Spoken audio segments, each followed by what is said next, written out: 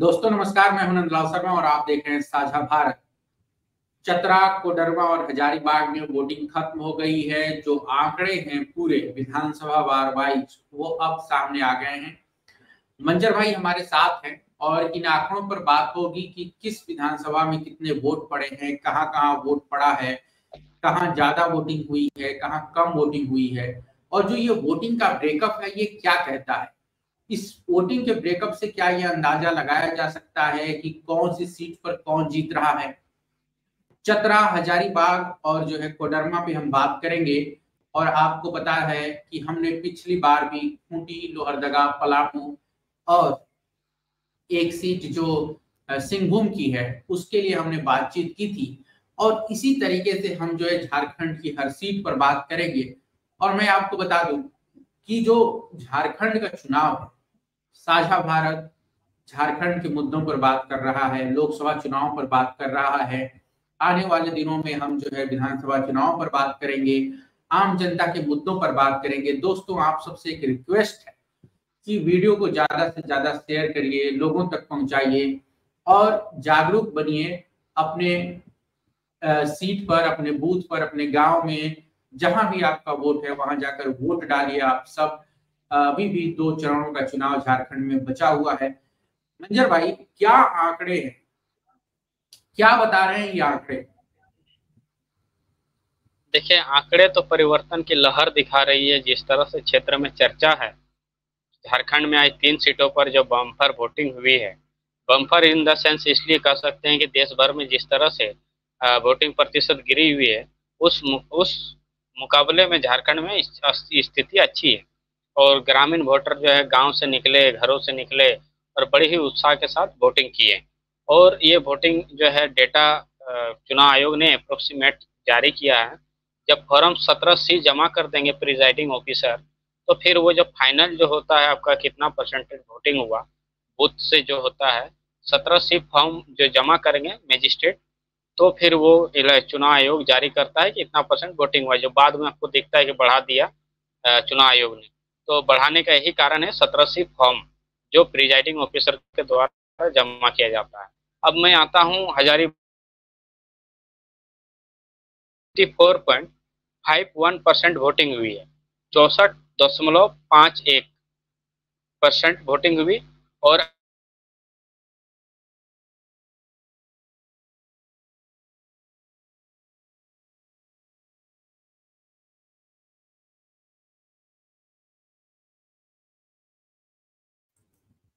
दोस्तों ऐसा लग रहा है कि मंजर भाई का नेटवर्क जो है थोड़ा प्रॉब्लम कर रहा है। लेकिन मैं आपको बता दूं कि जो वोटिंग है उसकी बात कर रहे थे मंजर भाई। और आप देखिए कि सबसे ज्यादा वोटिंग जो है कहाँ हुई है। तो आप देखिए कि गांडे का जो चुनाव है वहां पर 66.45% वोटिंग हुई है। और ये शाम 5 बजे तक के आंकड़े मैं आपको बता रहा हूँ। कोडरमा में 61.6% वोटिंग हुई है। चतरा में 60.26% वोटिंग हुई है।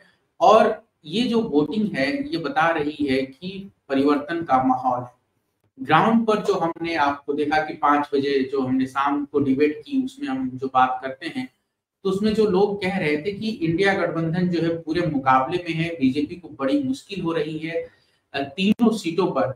आप देखिए कि जैसे ही जो है वोटिंग खत्म होती है, हजारीबाग में बीजेपी के नेताओं ने जो है, जो यशवंत सिन्हा हैं जो इंडिया गठबंधन की तरफ से प्रचार कर रहे थे, उसके नेताओं के लिए, जेपी पटेल के लिए वोट मांग रहे थे। तो यशवंत सिन्हा के बेटे जयंत सिन्हा को बीजेपी ने जो है तुरंत नोटिस जारी किया और बोला कि जब से मनीष जायसवाल को कैंडिडेट घोषित किया गया है, आप चुनाव प्रचार में नहीं हैं, आप वोट डालने नहीं गए, आप इस बारे में स्पष्टीकरण दीजिए।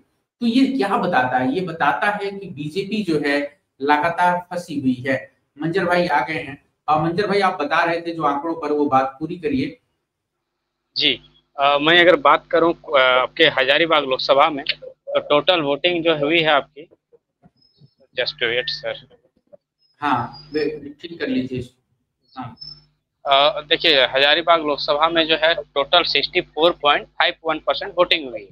उसके बाद हाँ। आपका बरही देखेंगे, तो बरही जो हम विधानसभा वाइज जाते हैं, जो हमारे साझा भारत में दर्शकों को बड़ी वेट रहता है कि विधानसभा वाइज क्या है सिचुएशन, क्या है स्थिति। तो अगर मैं विधानसभा वाइज बात, एक चीज आप कितने बजे के आंकड़े बता रहे हैं? ये मैं 5 बजे के बाद का 5 बजे तक के आंकड़ा बता रहा हूँ जो चुनाव आयोग ने जारी किया है। हजारीबाग में कितने % वोटिंग बता रहे हैं आप? 64.51%। प्रभात खबर ने जो 5 बजे के आंकड़े दिए हुए थे हजारीबाग में, वो 63.66%, और चुनाव आयोग के जो डेटा आप बता रहे हैं वो कौन सा सोर्स है आपका? ये उनका जो है ऑफिशियल ऐप है वोटिंग टर्नआउट, उसके थ्रू हमने ये देखा। अच्छा, वोटर टर्नआउट ऐप पर जो है वो 64.5 है जी, 51। ठीक, बोलिए। ये इलेक्शन कमीशन का ऑफिशियल डेटा है। प्रभात खबर से ये भी हो सकता है त्रुटि हो जाता है, ये कोई बड़ी बात नहीं है, क्योंकि वो भी इसी के माध्यम से बता रही। तो मैं अगर विधानसभा वाइज जाऊंगा और यही लमसम है, 1-2% अगर बढ़ेगी बाद में तो वो अलग चीज है, क्योंकि मैंने बता दिया कि दर्शकों को 17 सीट फॉर्म होता है, प्रिजाइडिंग ऑफिसर जमा करते हैं और फिर वो वोटिंग प्रतिशत बढ़ती है और फिर जो है दिक्कत आ रही है बार बार उनके नेटवर्क में दोस्तों, लेकिन वो हजारीबाग की बात कर रहे थे और वो जुड़ रहे हैं, जल्दी जुड़ेंगे तो हम इस पर बात करेंगे। लेकिन हजारीबाग में जिस तरीके से बीजेपी ने एक्शन लिया है, हाँ मंजर भाई बोलिए। सर ये है कि बरही में आपका 61.54% है, यानी कि 61.54% वोटिंग हुई।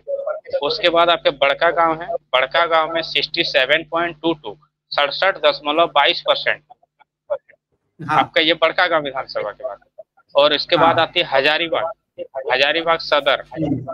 हजारीबाग सदर से आपकी आती है 61.58%, यानी कि 61.58। उसके बाद है मांडू, मांडू में 63.03%। उसके बाद है आपका रामगढ़, रामगढ़ में सबसे ज्यादा वोटिंग हुई 69.70। सबसे ज्यादा रामगढ़ में हुई। हजारीबाग लोकसभा के अंदर अगर विधानसभा बात करें तो रामगढ़ विधानसभा में सबसे ज्यादा, यानी कि 69.70 69.70% वोटिंग हुई। तो इस तरह से अब हम देखेंगे कि बरही में कौन से पार्टी के विधायक है और विधानसभा वाइज, ताकि हम इससे पता चलेगा कि किनके क्षेत्र पर वोटिंग हुई ज्यादा, आखिर क्या कारण है। तो मैं बरही की बात करता हूं, बरही में 61.54 हुई वोटिंग। यहाँ पर उमाशंकर अकेला जी विधायक है कांग्रेस के और काफी वरिष्ठ विधायक है जी। उसके बाद आपके बड़का गांव की बात करें, बड़का गांव से आपके अंबा प्रसाद है, जो है राज्य की युवा विधायक है और काफी उनका नाम है राज्य में, सूबे में उनका काफी नाम है, चर्चित नाम है अंबा प्रसाद, जिनके पिताजी पूर्व मंत्री योगेंद्र साहब जी है। माता जो है निर्मला देवी, वो भी विधायक बड़का गांव की रह चुकी है। और माता पिता के जब जेल चले गए तो उसके बाद बड़का गांव से अंबा प्रसाद विधायक बनी थी। यहाँ भी 67.22%, यानी कि अगर रामगढ़ की बात करें तो सबसे ज्यादा बड़का गांव। और बरही में कितना बताया था आपने? 61% जी, 61.54। ओके। और बरही में 67% जी, रामगढ़ में, हाँ बड़का गांव में 67.22। ठीक 67.22। फिर मैं आता हूँ हजारीबाग सदर, जहाँ से अभी मनीष जायसवाल जी जो हमारे सांसद प्रत्याशी है हजारीबाग लोकसभा से, उनके क्षेत्र में हुआ है 61.58% वोटिंग हुई। उसके बाद आपके मांडू आता है, जो जयप्रकाश भाई पटेल, जो यहाँ से विधायक है। ये बीजेपी में अभी तक इस्तीफा नहीं दिया, जैसे हमने आपको बताया था शाहजहाबाद के दर्शकों को कि इस पर जो है जयराम महतो के जो जेवीकेएसएस पार्टी है, उनके नेता संजय मेहता लगातार निशाना साध रहे हैं कि ये कैसा चुनाव कांग्रेस लड़ रही है कि पार्टी से इस्तीफा भी नहीं दिए, कांग्रेस आया, टिकट मिल गया, आखिर ये फिर हारेंगे तो बीजेपी में तो वापस नहीं चले जाएंगे। तो इस पर जो है बड़ी क्वेश्चन मार्क है। और यहाँ से बीजेपी का ही नाम लीजिए, क्योंकि अभी उन्होंने इस्तीफा कुछ नहीं दिया है। और फिर मैं बात करूँ रामगढ़ में 69.70, यानी कि 69.70। हिंदी भाषी क्षेत्र है, इसलिए मैं दो बार बता रहा हूँ ताकि लोगों को कंफ्यूजन ना हो। और यहाँ से आजसू की विधायक है आपकी जो चंद्र प्रकाश चौधरी, जो गिरिडीह लोकसभा के प्रत्याशी है, उनकी पत्नी है जो वहाँ की विधायक है। तो आप इस तरह समझ सकते हैं कि यहाँ पर जो है 3 विधानसभा में बीजेपी के एक सहयोगी दल है आजसू, और बाकी 2 पर बीजेपी, और 2 सीट पर कांग्रेस। और यहाँ पर जो है हजारीबाग लोकसभा में बीजेपी का जो है वोट मार्जिन काफी था, लेकिन अचानक से जेपी भाई पटेल को दाव आजमा लेती है आपका कांग्रेस पार्टी, और ये ध्रुवीकरण कर देती है, जो बीजेपी का वोट का जो है बंटवारा कर देती है। और जेपी भाई पटेल को हमको लगता है ये मास्टर स्ट्रोक है कांग्रेस पार्टी के लिए, कि उन्होंने एक ऐसा प्रत्याशी को दिया जो बीजेपी को कड़ी टक्कर दे रहा है हजारीबाग। और अगर मैं हजारीबाग में बात करूं तो और एक प्रत्याशी बड़ी चर्चित नाम है संजय मेहता, जो जेबी केसेस को माने जाते हैं। मांडू में 63.03%, और रामगढ़ में 69%। राम जी सबसे ज्यादा। जी जी जी ठीक है। हाँ, तो आप संजय मेहता की बात कर रहे थे। जी, संजय मेहता जी है जेबी केसेस के प्रत्याशी है वहाँ के, और वो भी जिस तरह से एक मतलब नए तरीके से पहली बार चुनाव लड़ रहे हैं लोकसभा की, और दमदार उपस्थिति दर्ज कराए। कई चैनल तो ये कह रहे हैं कि जो है इनके मनीष जायसवाल और संजय मेहता के बीच टक्कर चल रहा है, लेकिन मैं डेटा और तथ्यों के आधार पर मैं बात करता हूँ। हमारे चैनल जो है किसी माने दल के प्रति बायसनेस नहीं है, ये भी लोगों को बताना जरूरी है कि हम जो है आपको चढ़ा के नहीं रखेंगे कि आप यहाँ जीत रहे हैं हार रहे हैं। जो हमारा डेटा है उस आधार पर हम बात कर रहे हैं।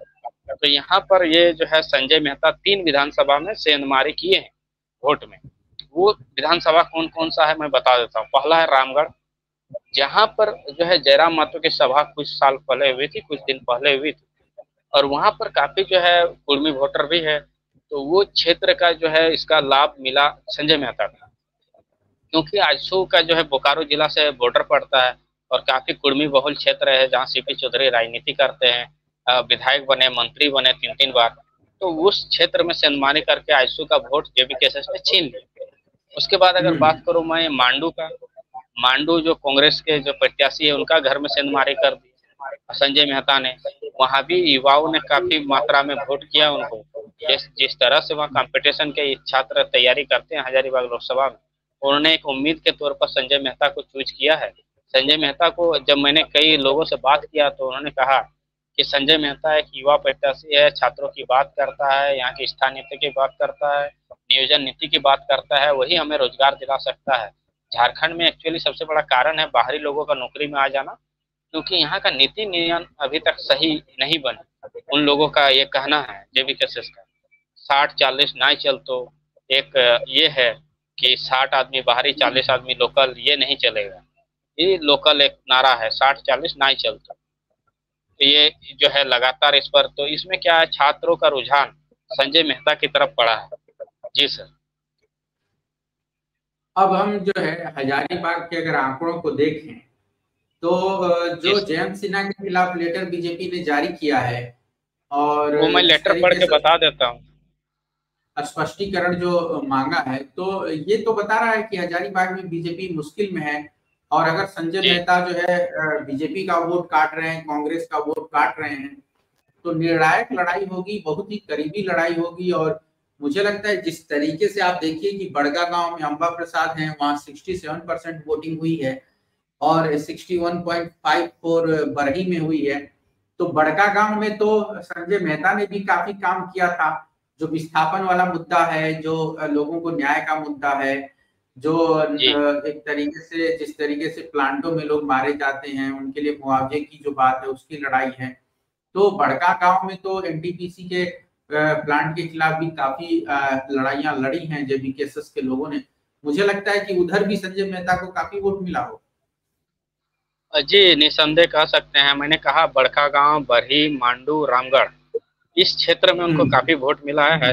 हजारीबाग सदर में इनका कम वोट पड़ा क्योंकि ये मनीष जायसवाल का एरिया है और ये हार्डकोर बीजेपी यहाँ के जो है वोटर हार्डकोर बीजेपी है। यहाँ से लगातार बीजेपी लीड लेती है, तो हमें लगता है यहाँ संजय महतो थोड़ा पीछे चल गए हैं।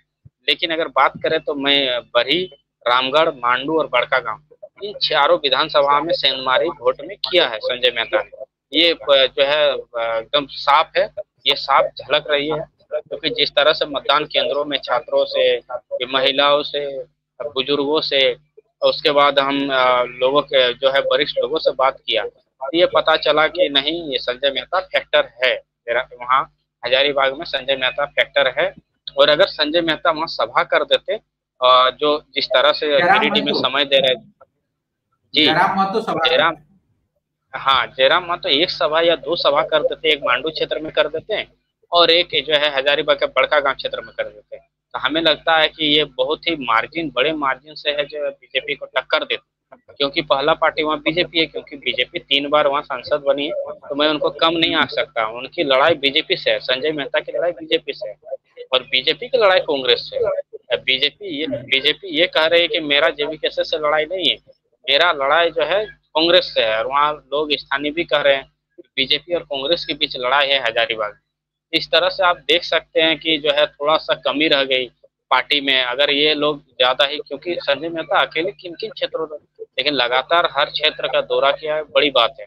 और एक नए प्रत्याशी हो के गांव गांव, डोर टू डोर, इतनी बड़ी लोकसभा क्षेत्र, इसका दौरा करना बहुत मुश्किल होती है, लेकिन उन दूरी को जो है संजय मेहता ने बहुत कम समय में नाप दिया। ये मतलब जो है नए प्रत्याशी के तौर पर लोग क्षेत्र में सराहना कर रहे हैं, संजय मेहता को कह रहे हैं कि इस बार अगर चूक हो गई तो लेकिन नेक्स्ट बार आप सांसद है। ऐसा लोगों का लोग तरह तरह की बातें कर रहे हैं, चर्चाएं कर रहे हैं। चर्चाओं का बाजार गर्म है हजारीबाग में। हजारीबाग में लोग अब ये कह रहे हैं कि वोट तो दे दिया, अब जीतेगा कौन। अब 4 तारीख की बेसब्री से इंतजार कर रहे हैं हजारीबाग के वासी। जी सर। एक बात और मंजर भाई, हजारीबाग पर जो हम दो बात कर रहे हैं, तो इसमें जो है आपको क्या लगता है मनीष जायसवाल को कहाँ कहाँ वोट मिला होगा? क्या 5 विधानसभाओं में मनीष जायसवाल को पर्याप्त वोट मिला होगा? जैसे कि 60% 63% वोटिंग हुई है, तो क्या 30% वोट 5 विधानसभा में मनीष जायसवाल को मिला होगा? जी, 5 विधानसभा में तो देखिए जाहिर है कि वो बड़े दल के जो है, बड़े दल अपने आप को कहते हैं, अपने पार्टी को, तो यहाँ 5 विधानसभा अछूता नहीं है। लेकिन मांडू और जो है आपका हजारीबाग सदर, यहाँ पर जो वोट उनको मिलना था, संतोषजनक वोट इनको नहीं मिला। इस क्षेत्र में वो पीछे है। रामगढ़ में संजय मेहता ने उनको पीछे कर दिया। आपका हजारीबाग मांडू में जो है ये अपना ही वोट जो है नहीं बचा पाए। बड़का गांव बरही, इस क्षेत्र में उनको वोट मिला, अच्छा खासा वोट। बीजेपी को। जी। और तो आज एक बड़ी बड़का गांव जी और बरही सदर में उनको वोट मिला है। जी। तो आप ये बड़का कह रहे गांव हैं कि आप ये कह रहे हैं सर, कि मनीष जायसवाल को एज है हजारीबाग में? जी देखिए, जहां तक बात है वो विधायक भी है, तो जाहिर है कि वो अपना जनाधार को जो है बढ़ाएं, और इतने बड़े प्रत्याशी है, इतने बड़े दल के प्रत्याशी है, तो जो है उनका संगठन का भी जो है लाभ मिला, और उनके संगठन के लोग भी लगातार उनके लिए प्रचार प्रसार किए। तो इन क्षेत्रों में बात करूं तो बरही, बड़का गांव, रामगढ़, इन क्षेत्रों में भर भर के लोगों ने उनको वोट दिया है। ये मतदान केंद्रों के जब मुआयना किया क्षेत्र में लोग, हमारे ग्राउंड रिपोर्ट जब हमने खंगाला, तो ये पता चला। लेकिन मांडू और हजारीबाग सदर, जहां मांडू में जो है सबसे ज्यादा वोट बीजेपी को मिला था पिछले बार, वहां मांडू में पिछड़ गई बीजेपी, मांडू में पिछड़ गई। और हजारीबाग सदर में अपना ही वोट जो है ये बचा नहीं पाए। हजारीबाग सदर में 50-50 हो गया है। और अच्छा, आज तो सबसे बड़ी बात है, आपकी नजर में जो डेटा है हमारे पास, उसके अनुसार हजारीबाग कौन जीत रहा है? देखिए हजारीबाग में अगर जीतने की बात करेंगे तो यहाँ हजारीबाग में कड़ी टक्कर है। और हमें लगता है कि इतनी जल्दी नहीं, ये अभी कहना सही होगा कि हजारीबाग मनीष जायसवाल जीत रहे या जेपी भाई पटेल जीत रहे। हमें 4 जून का इंतजार करना होगा। लेकिन आंकड़े के हिसाब से अगर बात करें तो यहाँ जो है बीजेपी और कांग्रेस के बीच कड़ी टक्कर है, क्योंकि त्रिकोणीय मुकाबला संजय मेहता ने बना दिया। अब जो 10% वोट ज्यादा लाएगा सभी पार्टियों से, वो जीतेगा। यानी ये कि साफ है। जीत का मार्जिन बहुत कम होगा, आप ये कह रहे हैं? जी जी, जो 5 लाख हुआ था इस बार 50,000 होगा, या 5,000 होगा, या 10,000। ओके ये ओके, बहुत चलिए अब बड़ा बात कोडरमा मैं चलते हैं। चलिए कोडरमा मैं चलते हैं। जी हाँ। सर, इस बीच एक खबर आ रही है कि हजारीबाग के सांसद, जो वर्तमान सांसद है जयंत सिन्हा जी, उनको पार्टी ने शोकज किया है और बाबूलाल मरांडी के निर्देश पर प्रदीप साहू ने पत्र लिखा कि आपने जब से जायसवाल, मनीष जायसवाल को प्रत्याशी घोषित किया है, ना तो पार्टी के प्रचार प्रसार में भाग लिए और ना ही जो है संगठनात्मक कार्यों में रुचि ले रहे हैं। उसके बाद लोकतंत्र के इस महापर्व में आपने वोट भी देना उचित नहीं समझा। तो जो है इससे पार्टी की छवि हजारीबाग में धूमिल हुई। तो इस पर जो है उनको 2 दिन का अंदर स्पष्टीकरण मांगा गया है। तो हमें लगता है कि जो है भाजपा के अंदरूनी कलह हजारीबाग में जाहिर है ना। जिस तरह से जयंत सिन्हा के पिताजी पूर्व सांसद यशवंत सिन्हा खुलकर इनके पक्ष में प्रचार किए, जेपी भाई पटेल के, तो कहीं ना कहीं इससे फैक्टर है, बड़ा फैक्टर है। तो हजारीबाग में जो है भाजपा अंदरूनी कलह में फंस गई है और अंदरूनी कलह की वजह से जीत हार का जो है आकलन नहीं कर पा रही। जी सर। चलिए ठीक है, ये तो हजारीबाग की बात हो गई। कोडरमा का क्या अपडेट है मंजर भाई, ये बताइए। कोडरमा का अपडेट है सर कि कोडरमा टोटल वोट हुई 61.86%। और अगर ओके। मैं जो है विधानसभा वाइज बात करूं तो कोडरमा में सबसे ज्यादा आंकड़ा हुआ है बगोदर में 63.35%, 63.55% बगोदर, ओके। जहां से आपके विनोद सिंह जो प्रत्याशी है सीपीआई एमएल के, वो उनके क्षेत्र में 63.55% हुई है वोट। और उसके बाद है कोडरमा, जहाँ से बीजेपी के नीरज यादव प्रत्याशी, नीरज यादव जो विधायक है, उनके क्षेत्र में हुआ है 60.72%। और आपकी आवाज। उसके बाद में, जी सर, उसके हाँ बाद है बोलिए। बरकट्ठा, उसके हम्म। बाद है बरकट्ठा, बरकट्ठा में 60.40%, यानी कि 60.40%, मैंने 40% वोटिंग हुई। उसके बाद धनवार, जो बाबूलाल मरांडी के क्षेत्र है, वहां पर 60.51% वोट हुई। उसके बाद बात करें गांडे में, तो गांडे में 68.26, यानी कि 68.26%। उसके बाद है जमुआ, जमुआ में 58.57, यानी कि 58.57% वोटिंग हुई। हम्म। तो इस तरह से देख सकते हैं कि सीपीआई एमएल के जो है विधायक बगोदर के, उनके ही क्षेत्र पे लोग ज्यादा निकले वोट देने के लिए। बाकी विधानसभा में अगर बात करें तो बाकी विधानसभा में उसके बाद जो है सब 60 के आसपास ही है। सबसे ज्यादा उसके बाद गांडे 68%, 68 के बाद है आपके बगोदर, यानी कि गांडे हम्म। आगे रहा, क्योंकि गांडे में आज विधानसभा उपचुनाव भी था, तो लोग खुलकर मतदान किए और दो दो वोटिंग करने के बाद हमें लगता है कि इसीलिए गांडे में ज्यादा वोटिंग हुई। हमने शाम के चर्चा में भी कहा था कि गांडे की जनता जो है मतदान केंद्र से घूम के भी जाती है, तो वो वापस आके मतदान करती है, ऐसा वो गांडे की जनता है। और गांडे की जनता काफी जागरूक है और वहाँ के जो है लोग, और राजनीतिक जागरूकता वहाँ पर काफी है। तो हमें लगता है कि इसके वजह से कोडरमा लोकसभा में सबसे ज्यादा वोटिंग गांडे में हुई, 68.26%। और अगर मैं बात करूं यहाँ पर कौन से पार्टी के विधायक है, तो मैं उस पर एक नजर डाल देता हूँ। कोडरमा में आपके नीरज यादव है बीजेपी से। उसके बाद है आपके सीपीआई एमएल से बगोदर के विनोद सिंह जो प्रत्याशी है इंडिया महागठबंधन के। उसके बाद है बरकट्ठा विधानसभा, बरकट्ठा में इंडिपेंडेंट है आपके अमित यादव जी। उसके बाद है धनवार, जहाँ से बाबूलाल मरांडी विधायक है, और वहाँ पर 60.51, मतलब सबसे कम वोटिंग वहीं पे हुई। उसके बाद आपने जमुआ, जमुआ की बात करूं तो जमुआ में सबसे कम, कोडरमा लोकसभा में सबसे ज्यादा गांडे, सबसे कम जमुआ, जमुआ में 58.57% वोटिंग हुई। और जमुआ में बीजेपी के जो है केदार हाजरा वहाँ के विधायक है। जी सर। तो क्या लग रहा है आपको कि जो ये आंकड़े हैं कोडरमा में और जिस तरीके का माहौल था, आप देखिए विनोद सिंह की जो है रैलियों में जो है काफी भीड़ आ रही थी, और जी आप देखिए मोदी जो है बिरनी प्रखंड में गए थे वोट मांगने के लिए गांडे के लिए, और तेजस्वी यादव कल्पना सोरेन, चंपई सोरेन, तमाम बड़े नेता इंडिया गठबंधन के जो है रैलियां कर रहे थे वहां पे। तो यहाँ पर जो है क्या लग रहा है आपको कि कौन जीत रहा है? देखिए यहाँ पर साफ है, एकदम तस्वीर साफ है। यहाँ पर जो है आगे दिखाई दे रहे हैं विनोद सिंह, जो है CPI-ML के जो है सांसद प्रत्याशी है। अन्नपूर्णा देवी इनको कड़ी टक्कर दे रही है, क्योंकि JB केसेस के जो समर्थक है वो भी इंडिया अलायंस के साथ चली गई है। बड़ी दिलचस्प जो है जानकारी निकल कर आई है कि जो JB केसेस के समर्थक है, जो मनोज यादव को ना देकर विनोद सिंह को दिया, और इस पर कई लोग जो है हमारे डिबेट 5 बजे के डिबेट में कमेंट भी किया कि जयराम को विधानसभा में देंगे, लोकसभा में नहीं, लोकसभा में सिर्फ विनोद सिंह।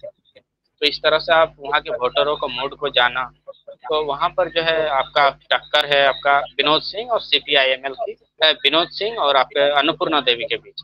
और अन्नपूर्णा कड़ी फाइट कर रही है। जो मार्जिन था 4 लाख के आसपास, हमें लगता है कि वो इस बार 4 लाख कहीं विनोद सिंह उस पर ये हावी ना हो जाए। ऐसे तो दावा अन्नपूर्णा यादव कर रही कि 10 लाख मार्जिन से मैं वोट से जीतूंगी इस बार।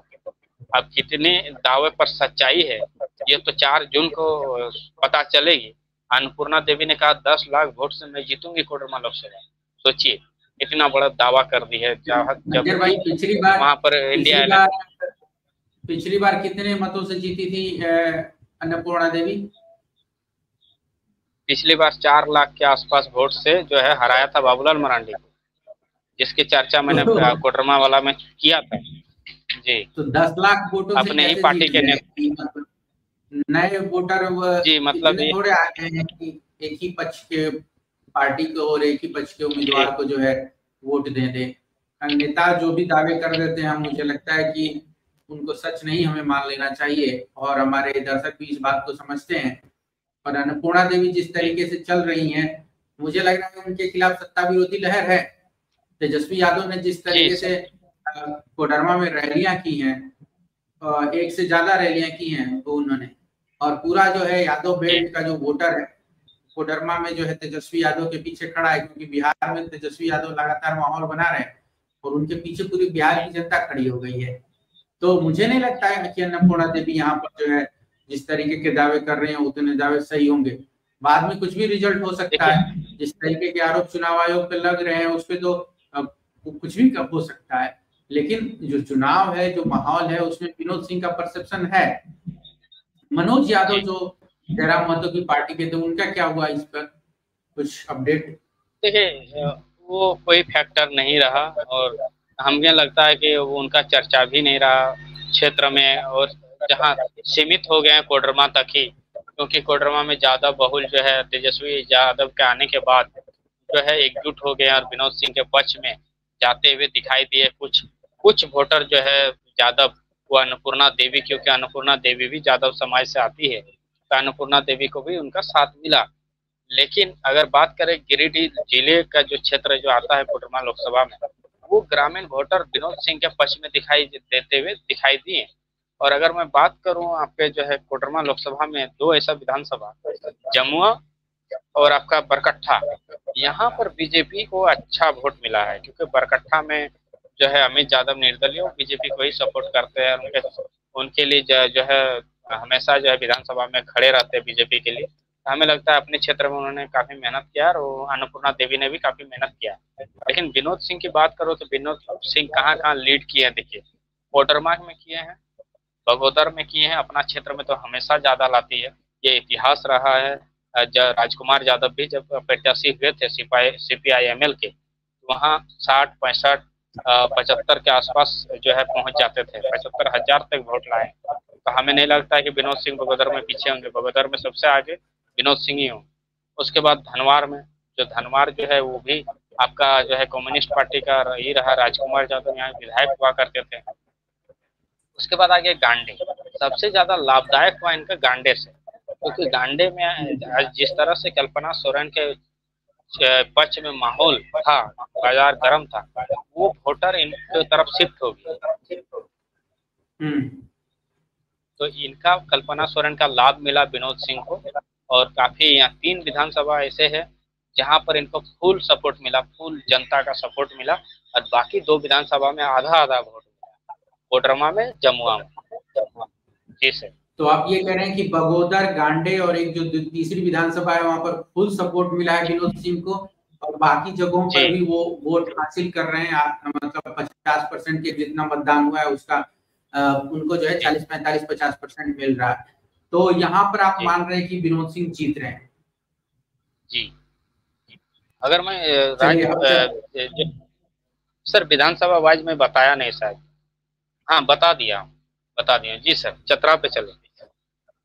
हाँ ठीक है, चतरा चलते हैं, क्योंकि अभी हमने जो है कोडरमा और हजारीबाग की बात कर ली है। जहां हमारा परसेप्शन ये है, जहां हमारा आकलन ये है कि हजारीबाग में कांटे की लड़ाई है। संजय मेहता वहां पर बहुत सारा वोट जो जयराम महतो की पार्टी के हैं, निर्दलीय चुनाव लड़ रहे हैं।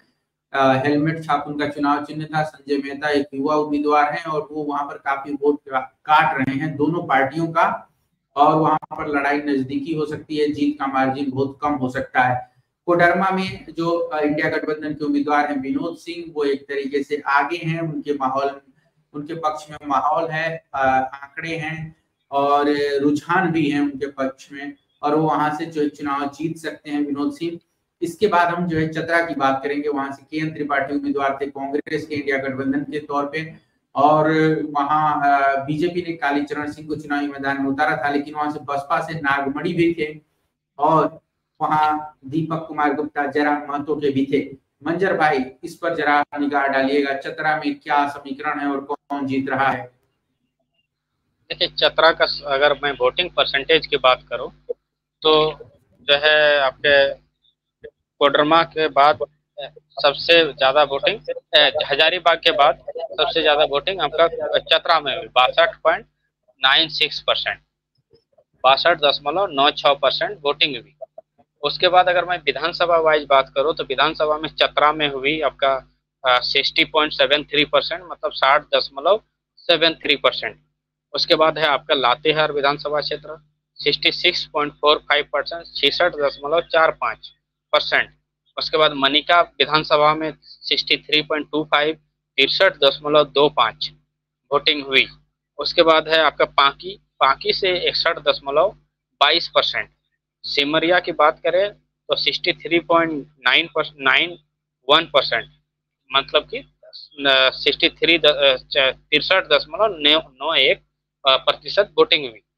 अगर मैं यहाँ पर कौन से पार्टी के विधायक है और सबसे ज्यादा कौन जो है यहाँ पर बड़ा दल है, तो मैं बात करूँ तो यहाँ पर सबसे ज्यादा आपका है महागठबंधन यहाँ भारी है चतरा में।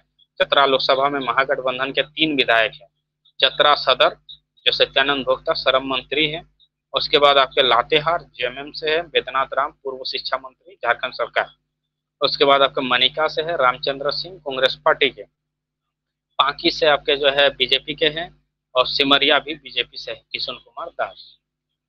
तो इस तरह आप देख सकते हैं कि इन 5 विधानसभा क्षेत्रों में अगर मैं बात करूं तो के एन त्रिपाठी कहाँ आगे है। मैं के एन त्रिपाठी की बात कर दे रहा हूं क्योंकि लोगों ने ये कहा था कि उन्होंने नॉमिनेशन कर दिया यही बहुत है, वो जीत नहीं सकते हैं, लेकिन वो इतनी कड़ी टक्कर दे रहे हैं जिसकी विश्वास चतरा की जनता ने नहीं किया था। हमने भी लगातार उनको रिपोर्टिंग किया, उनको देखा, तो चतरा की जनता ने उनको फुल समर्थन दिया क्योंकि कालीचरण सिंह की छवि से वहां के चतरा के लोग मतदाता नाराज है, नए प्रत्याशी के वजह से नाराज है। कुछ सुनील सिंह के जो समर्थक है, जो पूर्व सांसद हैं, जो सांसद है वर्तमान, उनके समर्थक इनसे नाराज है। कालीचरण सिंह को प्रत्याशी घोषित देने के बाद यहाँ भी बीजेपी अंतर कलह में फंस गई है। यहाँ पर घर में भी फूट पड़ी हुई। सुनील सिंह के समर्थक के एन त्रिपाठी के साथ दिखाई दिए क्योंकि ये कालीचरण सिंह को प्रत्याशी घोषित करने के बाद सुनील सिंह को बाहरी प्रत्याशी घोषित कर दिया गया था, और बाहरी कह के इनका यहाँ टिकट काट दिया गया। लगातार चतरा विधानसभा में हंगामा भी हुआ। राजनाथ सिंह आए हुए थे, राजनाथ सिंह के सामने विरोध दर्ज करा दिया। राजनाथ सिंह ने कहा कि हम फैसला लेंगे और प्रत्याशी देंगे, और उसके बाद कालीचरण सिंह घोषित हुए। आनंद फानंद में कालीचरण सिंह को प्रत्याशी बनाया गया। लेकिन चतरा की जब हम बात किए तो हमने देखा कि लोग जो है वहां पर कह रहे थे कि के एन त्रिपाठी जो है मजबूत है, और के एन त्रिपाठी भी जो है वहाँ कड़ी टक्कर दिए। क्योंकि के एन त्रिपाठी की अगर मैं बात करूँ तो किस विधानसभा में आगे है वो भी मैं बता देता हूँ। वो लातेहार विधानसभा में आगे हैं, मनिका विधानसभा में आगे है, क्योंकि ये पलामू से उनका सटा हुआ क्षेत्र है। पलामू से ये सटा हुआ क्षेत्र है लातेहार, तो इसलिए इन क्षेत्रों पर लीड किया है। पांकी में मुस्लिम बहुल आबादी बहुत है, यहाँ भी उन्होंने लीड किया, क्योंकि चतरा लोकसभा में अगर मुस्लिम है तो पांकी में है, चतरा में है और लातेहार में है। यहाँ काफी मात्रा में मुसलमान है। मुसलमानों का वोट इनको भरपूर मिला है, एक तरफा मिला है केएन त्रिपाठी को। और बाकी समुदाय की बात करूँ तो इनको यहाँ पर जो है मनिका में, पांकी में आदिवासी समाज जो है, वहाँ जो है आपके मनिका विधानसभा में, वहाँ भी काफी जो है इनका इंडिया गठबंधन के पक्ष में वोट दिखाई दिया। अगर मैं कालीचरण सिंह की बात करूँ तो चतरा में भर भर के वोट ला रहे हैं, क्योंकि चतरा उनका अपना क्षेत्र है और चतरा पर लगातार वो जनसभा किए, डोर टू डोर प्रचार किए। ऐसे तो सारे विधानसभा क्षेत्र का वो प्रचार प्रसार में किए, लेकिन इन क्षेत्रों पर इनको कालीचरण सिंह आगे है। चतरा, पांकी, सिमरिया, 3 क्षेत्रों में इनको आगे है और बाकी जगहों में इनको हल्का हल्का वोट मिला। उसी तरह केएन त्रिपाठी भी यहाँ भी 50-50 हो गई, क्योंकि कालीचरण सिंह के चेहरे से नाखुश दिखाई दिए लोग, और आपके जो है केएन त्रिपाठी के चेहरे से लोग इस बार उम्मीद जता रहे हैं कि लगातार 2 बार धीरज साहू को नहीं जीत पाए, इस बार कांग्रेस को जिताया जाए, क्योंकि लगातार वहाँ 10 साल बीजेपी रहने के बाद भी कोई विकास जो है कार्य नहीं दिखाई दे। वहाँ लोग पानी से जूझ रहे, चतरा की जनता पानी से जूझ रही, वहाँ पानी नहीं, जो है पानी की बहुत कमी है। रोड सड़क जो है वो बड़े मुद्दे हैं, सड़क नाली तो नहीं कर सकता हूँ, ग्रामीण जो है विधानसभा ये आता है तो वहाँ नाली, खेतों का वहाँ पानी चला जाता है, नाली का उतना ये नहीं, लेकिन पानी का वहाँ बहुत बड़ा इशू है चतरा में। तो इस मामले पर जो है बीजेपी वहाँ पर पीछे पड़ गई है, क्योंकि बीजेपी का 2 बार सांसद रहने के बावजूद, जो 2014 में 19 में सुनील सिंह, उसके बाद भी जो है विकास कार्य ठप पड़ गया, तो इससे जो है नाराज थे लोग। और अगर बात करें हम राज्य सरकार की, तो जो है सत्यानंद भोक्ता वहाँ के वहाँ से विधायक है, श्रम मंत्री भी है, उन पर भी सवाल उठ रहे हैं कि उन्होंने क्षेत्र की जनता के लिए कुछ नहीं किया। तो इस तरह से केएन त्रिपाठी को भी वहाँ लॉस हुई चतरा में। लेकिन आप देख सकते हैं कि जो है यहाँ 50-50 सत्यानंद भोक्ता के खिलाफ जो आप कह रहे हैं कि जनता में नाराजगी है, पानी एक मुद्दा है, इसको लेकर के लोगों में नाराजगी है। मैं बता दूं आपको कि चतरा में जो है 1-2 जगहों पे जो है ये सामूहिक वोट के बहिष्कार की भी खबरें आई थी, और चतरा में एक जगह हुआ था ऐसा, और हजारीबाग में 2 जगह सामूहिक वोट का बहिष्कार हुआ है। इसमें जो पांकी विधानसभा का जो गोड़ार गांव है, गोगाड़, वहां पर जो है मतदान केंद्र बदले जाने से लोग नाराज थे, और हजारीबाग के कुसुम्भा गांव के लोगों ने रेलवे ओवरब्रिज बनाने की मांग को लेकर वोटिंग नहीं की। हालांकि जो प्रशासनिक अधिकारी थे वो मनाने पहुंचे थे, लेकिन उनका समझाना बुझाना भी काम नहीं आया, और उसमें देखिए कि 600 से ज्यादा मतदाता थे, और उनको जो है सुरक्षा की दृष्टि से ग्रामीणों ने कहा कि लोकतंत्र में गहरी आस्था है, गांव के स्कूल में ही बूथ बनाया जा रहा था, जब माओवादियों था तभी स्कूल में वोटिंग हुई थी, और वहां पर जो है उसके बावजूद लोग वोट करते थे। लेकिन बाद में जो है अब जब स्थिति सामान्य है तो उनका बूथ जो है चेंज कर दिया गया है। इसकी वजह से लेकर के जो है लोगों में काफी नाराजगी थी, और मुझे लगता है कि लोकतंत्र में इस तरीके की जब चीजें होती हैं तो बताता है कि सिस्टम से किस तरीके से लोगों का विश्वास उठ गया है। मंजर भाई, जो है चतरा का जो माहौल है, उसमें जो है लोगों ने कहा, हम जब बात कर रहे थे 5 बजे की डिबेट में, जो चतरा से लोग देख रहे थे वो बता रहे थे कि लोगों ने केएन त्रिपाठी को नहीं देखा, राहुल गांधी को देखा, और इंडिया अलायंस को देखा, हेमंत सोरेन को देखा, कल्पना मुर्मू सोरेन को देखा। तो जब कैंडिडेट आगे देखता है, बड़े नेताओं को देखता है, चूंकि ये दिल्ली की सरकार चुनने का चुनाव है, तो आपको लगता है कि केएन त्रिपाठी अपने चेहरे पर नहीं बल्कि राहुल गांधी के और इंडिया अलायंस के नाम पर जीत जाएंगे? क्या इतना काफी होगा? कह सकते हैं जी, बेशक कह सकते हैं, क्योंकि आदिवासी, मुस्लिम और दलित बहुल जो क्षेत्र है आपका चतरा, यहाँ पर जो है लोग संविधान बचाने के लिए वोट किए, क्योंकि दलित वोटर यहाँ काफ़ी है। मैंने पिछली बार बताया था, पिछले वीडियो में जिसमें चतरा का मैंने एनालिसिस किया था। फिर एक बार दर्शकों को बता दूं कि चतरा में आपका कितने परसेंट जो है।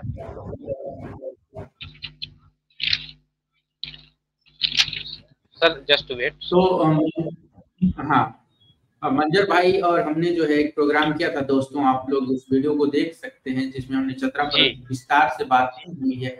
और मंजर भाई जो आपने डेटा दिया था उसके अनुसार जो है आप जो कहानी प्रस्तुत कर रहे हैं उसमें के.एन. त्रिपाठी लड़ाई में तो हैं, लेकिन क्या वो जी हजारीबाग की तरह जीत का मातम होगा, या उन्हें उनके पास एक स्पष्ट 50,000 1 लाख वोटों का लीड होगा?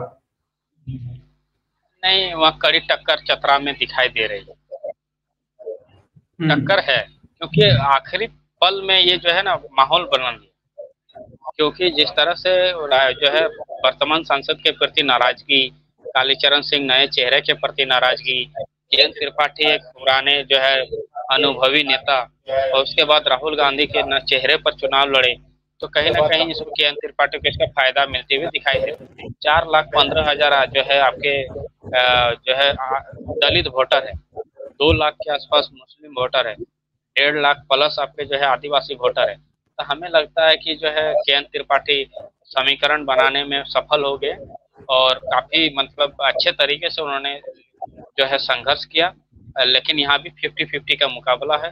अब हमें 4 जून का इंतजार करना होगा, क्योंकि अभी हम आकलन जो है वोटों के जो डेटा के आधार पर किया, इस पर यह साफ झलक रहा है कि बीजेपी भी यहाँ लीड नहीं कर पा रही। जी सर,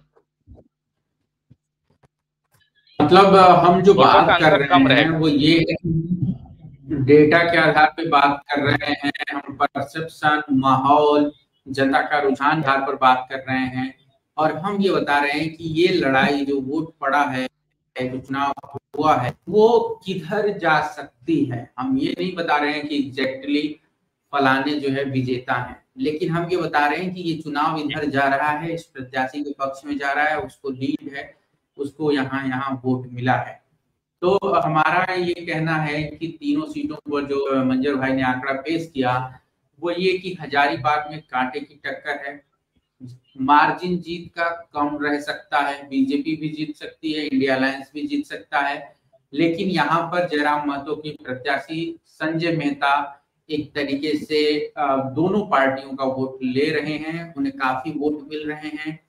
4 जून का परिणाम बताएगा कि उन्हें कितने वोट मिले। तो हजारीबाग में बहुत कांटे की लड़ाई।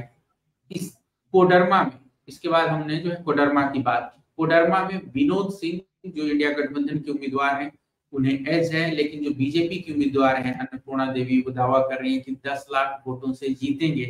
लेकिन जो सीटों पर जो विधानसभा वार जो आंकड़े हैं उसके अनुसार ये है कि विनोद सिंह को बढ़त है, और रुझान भी है, ग्राउंड पर माहौल भी है, पब्लिक ने उनको वोट भी दिया है। तो उसके आधार पर हमारा ये मानना है कि ये सीट विनोद सिंह के हिस्से में जा सकती है।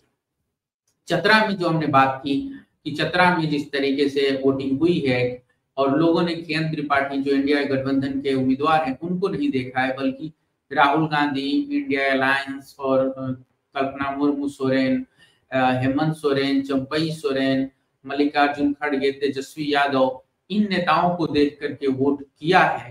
तो के.एन. त्रिपाठी भी लड़ाई में है और उन्हें वो बीजेपी के जो उम्मीदवार हैं कालीचरण सिंह उनको कड़ी टक्कर दे रहे हैं। और यहाँ पर जो बहुजन समाज पार्टी के उम्मीदवार हैं नागमणि, उनको भी कुछ वोट मिल सकता है। यहाँ पर जो दीपक गुप्ता जो जयराम महतो की पार्टी के उम्मीदवार थे वो लड़ाई में एक तरीके से नहीं है, यहाँ पर जो बात हुई थी। लेकिन मंजर भाई जब हमने पिछली बार बात की थी तो जेपी वर्मा का नाम आया था कि कोडरमा से, कि जेपी वर्मा भी जो है जेएमएम के जो बागी हैं जिन्हें पार्टी ने जो है निलंबित कर दिया है, तो ये आया था कि जेपी वर्मा जो है वहां से चुनाव लड़ रहे हैं और कुशवाहा समाज के वोटों के दम पे वो जीत सकते हैं। आपको क्या लगता है जेपी वर्मा में इतना दम है कि वो प्रत्याशियों के वोट काट और अपने दम पे चुनाव जीत सके, या फिर मतलब किसी को नुकसान भी पहुंचा सके?